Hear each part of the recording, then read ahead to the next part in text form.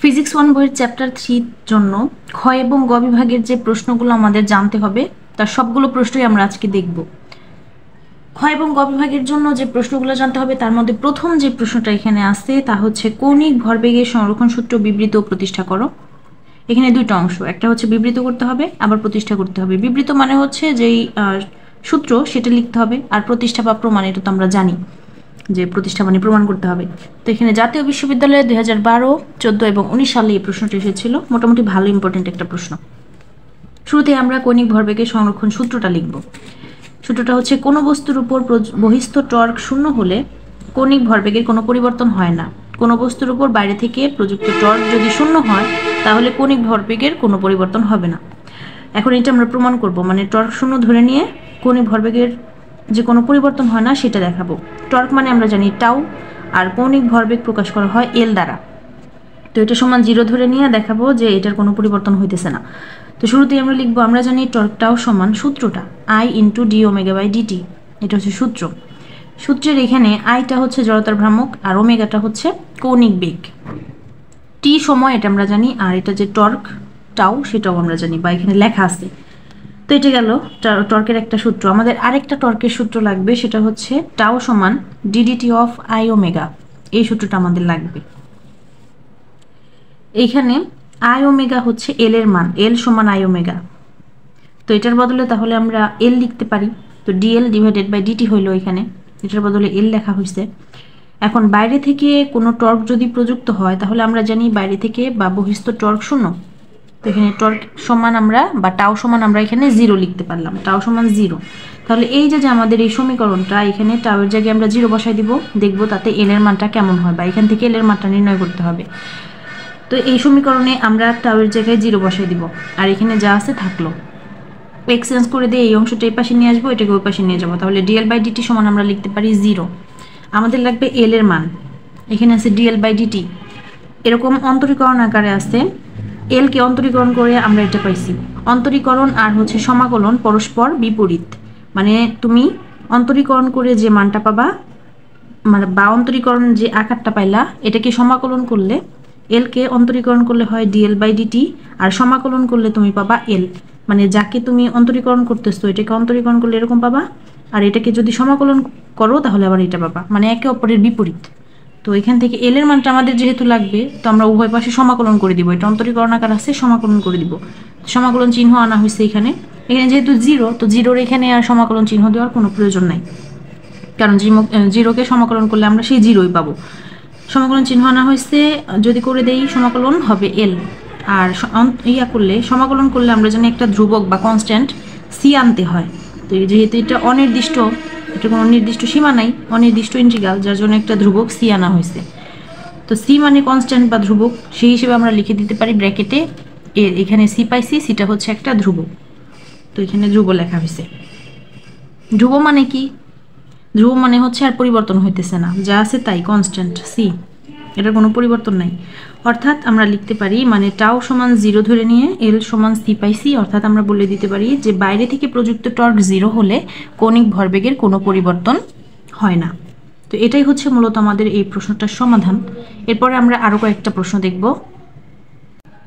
Next প্রশ্নটা হচ্ছে, প্রমাণ করো যে টর্ক টাউ সমান I × d⍵/dt। এটা একটা সূত্র, এটা আমাদের প্রমাণ করতে হবে। এটা জাতীয় বিশ্ববিদ্যালয়ে 2011 এবং 2015 সালে এসেছিল। তো প্রথমে আমরা একটা চিত্র আঁকবো। চিত্রটা এই অংশটা আগে করব, এরপরে এইখানে একটুখানি আঁকাবাঁকা করে লাইন করে দিব। এটা দিব সি, এটা বি, এটা M1, M1-এর জন্য R1 দূরত্ব, আবার M2-র জন্য R2 দূরত্ব, M3-র জন্য R3 দূরত্ব, M4-এর জন্য R4 দূরত্ব, আর এখানে ডি। এই যে এইখানে যে আমাদের অক্ষটা আছে এটা হচ্ছে XY অক্ষ, এটা হচ্ছে YY' অক্ষ। দুইটা অক্ষের দূরত্ব হচ্ছে ডি। চিত্রটা সহজ আছে, একবার দেখলে পারা যাবে। এখন যে বাংলা কথাগুলো লিখতে হবে সেটা হচ্ছে, একটি দৃঢ় বস্তুর কোনো অক্ষের সাপেক্ষে ঘুরতে থাকলে বস্তুর প্রতিটি কণার কৌণিক ত্বরণ আলফা অপরিবর্তিত থাকবে। ধরি এখানে হচ্ছে কোনো বস্তু, দৃঢ় বস্তু যদি কোনো অক্ষের সাপেক্ষে ঘুরতে থাকে তাহলে কৌণিক ত্বরণ আলফাটা অপরিবর্তিত থাকবে। অক্ষের সাপেক্ষে ঘুরতে থাকলে কৌণিক ত্বরণ আলফা অপরিবর্তিত থাকবে, এটা হচ্ছে মূল কথা। তো আমরা ঘূর্ণনশীল বস্তুর ক্ষেত্রে ঘুরতেছে বারবার, তো ভরটাও নিশ্চয়ই পরিবর্তন হইতেছে। ধরে নিব যে ঘূর্ণন বস্তুর ভর যথাক্রমে m1 m2 m3 বারবার পরিবর্তন হইতেছে, যে কোনোটা মানে এইভাবে চলতে থাকবে, m1 m2 m3 m4 এভাবে চলতে থাকবে। এবং ঘূর্ণন অক্ষ থেকে তাহলে দূরত্বটাও, যেহেতু ভরটাও তোমার পরিবর্তিত হইতেছে, তাহলে দূরত্বটাও পরিবর্তিত হবে। m1 এর জন্য দূরত্ব r1, m2 এর জন্য দূরত্ব r2, m3 এর জন্য r3, এভাবে চলতে থাকতেছে। যেহেতু এখানে ভর এবং দূরত্ব দুইটাই পরিবর্তিত হইতেছে, তাহলে ত্বরণটাও পরিবর্তিত হবে। তো তাহলে আমরা ত্বরণ a সমান লিখতে পারি আলফা আর। তো a সমান আলফা আর, এই সম্পর্ক অনুসারে আমরা লিখতে পারি এক এক সময় এক একটা হইতেছে, m1 m2 পরিবর্তিত হইতেছে, তো এখানে এটাও পরিবর্তিত হবে। একটা সময় হবে a1, তারপর হবে a2, a3, এভাবে চলতে থাকবে। তো a1 সমান এই সম্পর্ক অনুসারে আমরা লিখতে পারি আলফাটা ঠিক থাকবে, আরটা পরিবর্তিত হবে r1। আবার a2 এর জন্য হবে আলফা r2, a3 এর জন্য হবে আলফা r3। বোঝা গেছে নিশ্চয়ই। তো এখন m1 ভরের কণার উপর ক্রিয়াশীল বল যদি f1 হয়, তাহলে τ1 সমান টর্ক τ1 সমান আমরা পাবো r1 f1। এখানে r1টা ঠিক থাকলো, f মানে বল, বল মানে আমরা জানি f সমান হচ্ছে ma। তো mটাও পরিবর্তিত হইতেছে, এটাও পরিবর্তিত হইতেছে, তাহলে f1 এর জন্য আমরা এখানে লিখতে পারি m1 a1। এখন r1 m1 ঠিক থাকলো, a1 মানে আমরা এই যে a1 এর মানে এটা আলফা r1, তো আলফা r1 লিখতে পারি। দুইটা যদি গুণ করে দেই হবে r1 স্কয়ার, সাথে m1 আর হচ্ছে আলফা। এটা পারলাম আমরা হচ্ছে টর্ক 1। আরেকটা হচ্ছে τ2, তাহলে আমরা অনুরূপভাবে লিখতে পারি m2 r2 স্কয়ার আলফা। তাহলে মোট টর্ক τ সমান হবে τ1 plus τ2 plus τ3 plus dot dot dot, এভাবে চলতে থাকবে। তো τ1 এর জায়গায় এই মানটা বসানো যায়, τ2 এর জায়গায় এই মানটা বসানো যায়, প্লাস এখানে ডট ডট দেওয়া হয়েছে। এই সম্পূর্ণ অংশ থেকে আমরা আলফাটাকে কমন নিয়ে নিতে পারি, তাহলে ব্র্যাকেটে থাকবে m1 r1 square plus m2 r2 square plus dot dot dot. এখন এই অংশটাকে বারবার মানটা পরিবর্তিত হইতেছে, এখানে জিনিসটা কিন্তু সেম। তো এখানে 1 2 3 4 এভাবে চলতেছে, এখানে আমরা i দিয়ে দিতে পারি, এখানেও সেম i দিয়ে দিতে পারি। এখন এই অংশটা মানে হচ্ছে i, তো আমরা এখানে লিখে দিতে পারি i আলফা। তো i থাকলো, আলফার বদলে লিখে দিতে পারি d ওমেগা বাই dt। তার মানে টর্ক τ সমান আমরা পাইলাম i into d omega by dt। তো এটাই হচ্ছে আমাদের প্রমাণ, আমরা এখানে লিখে দিতে পারি প্রমাণিত। তো আশা করি এটা বোঝা গেছে। পরে আরেকটা প্রশ্ন আসছে, যেখানে বলছে দেখাও যে কোনো কণার কৌণিক ভরবেগের পরিবর্তনের হার উহার উপর ক্রিয়াশীল টর্কের সমান, যেটা জাতীয় বিশ্ববিদ্যালয় 2010 এবং 2017 সালে এসেছিল। তো এটার প্রমাণের জন্য আমরা প্রথমে লিখব, মনে করি m ভরের কোনো ঘূর্ণায়মান কণার t সময়ে অবস্থান ভেক্টর r, রৈখিক বেগ v ভেক্টর এবং কৌণিক ত্বরণ a ভেক্টর।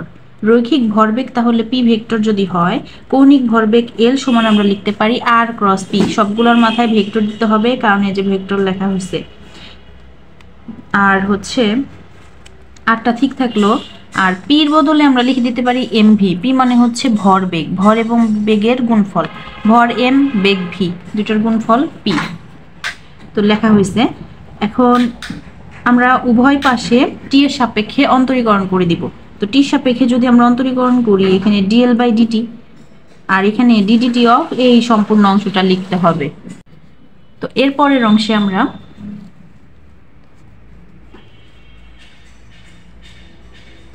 এখানে dl ডিভাইডেড বাই dt ঠিক থাকলো, ddt অফ uv সূত্র পড়বে u ddt of v plus v ddt of u।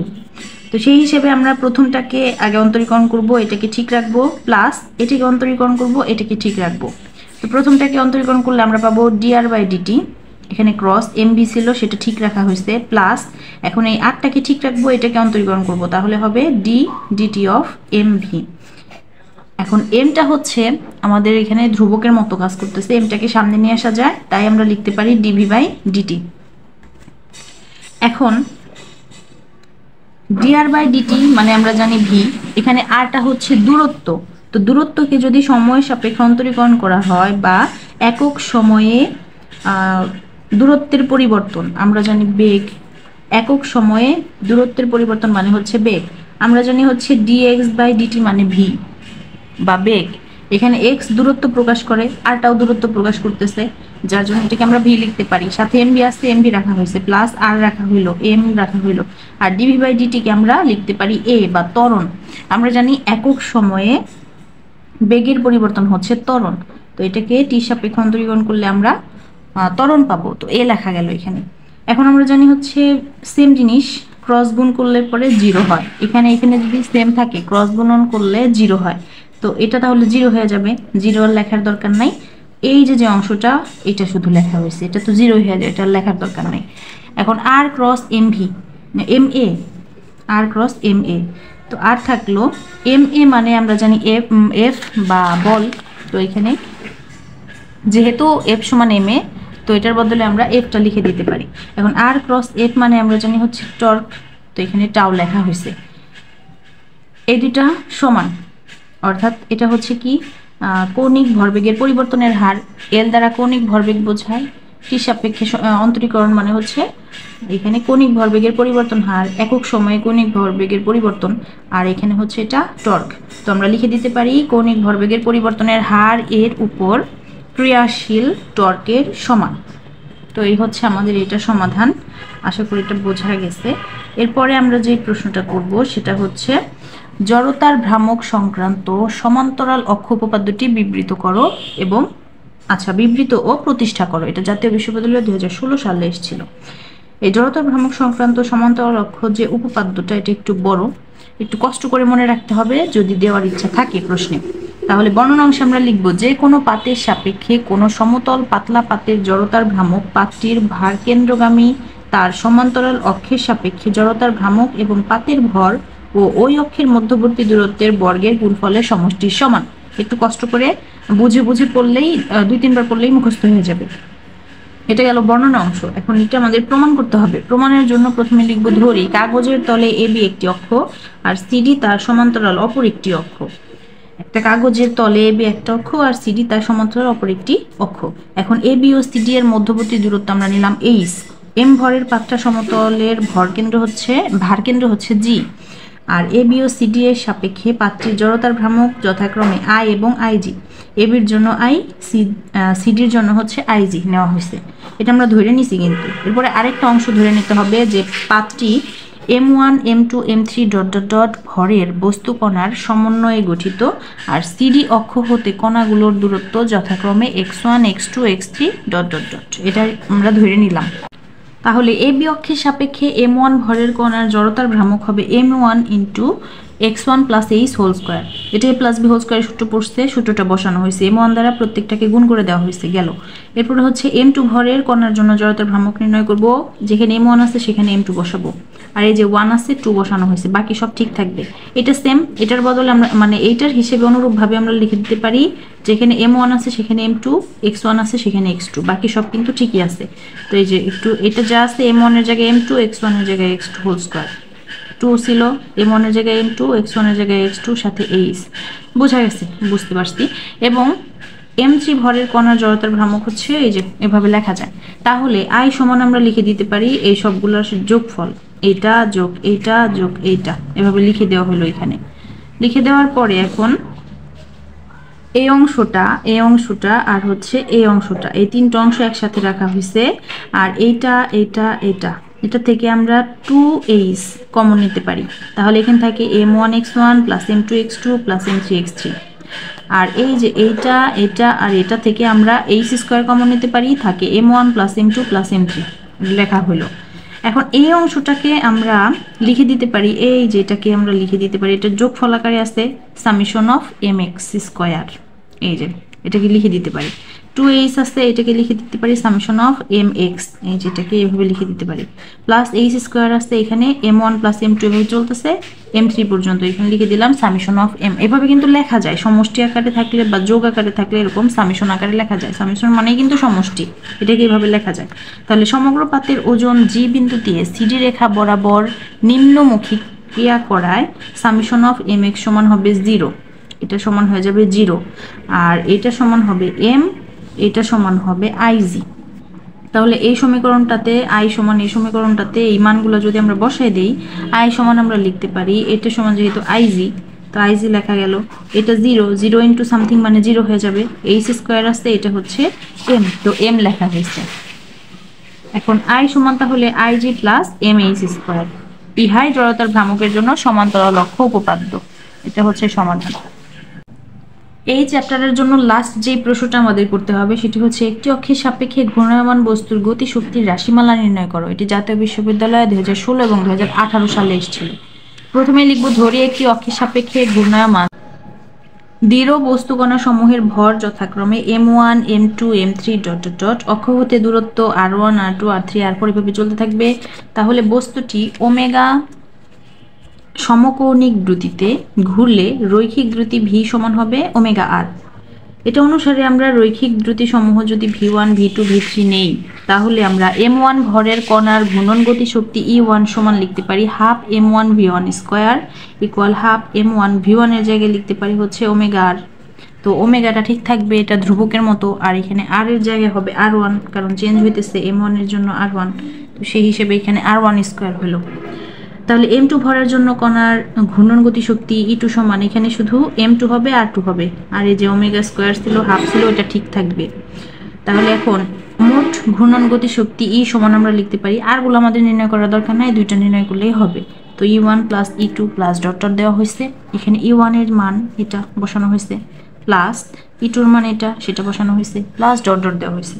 এখন এই অংশ থেকে আমরা হাফ ওমেগা স্কয়ার কমন নিতে পারি, তাহলে ব্র্যাকেটে লেখা যায় m1 r1 square plus m2 r2 square plus dot dot dot দেওয়া হয়েছে এখানে। তাহলে হাফ ইন্টু ওমেগা স্কয়ার আর হচ্ছে এই যে অংশটা m1 r1 square m2 r2 square, এটাকে লিখতে পারি হচ্ছে i। তাহলে হাফ থাকলো i থাকলো ওমেগা স্কয়ার হলো। ইহাই মূলত নির্ণেয় গতিশক্তির রাশিমালা।